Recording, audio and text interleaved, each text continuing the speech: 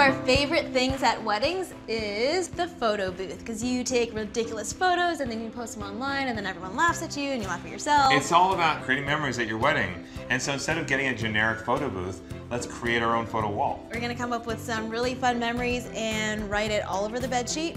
And it's super easy because we just took the sheet off our bed, we washed it, threw it in the dryer. I was supposed to wash it? Oh, hold on. We're good to go. Oh, man. And by the way, if you don't want wrinkles, make sure to take it directly out of the dryer and keep it nice and flat. You will need some props. Ooh, look at that. Well, I like the look of these. Got my favorite. So we have some markers.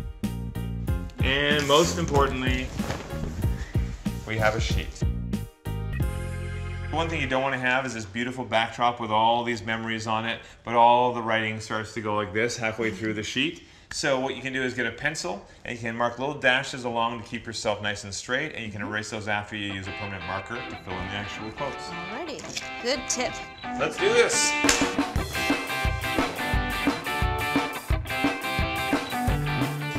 So this can take a while. Why don't you check back in with us in maybe 45 minutes?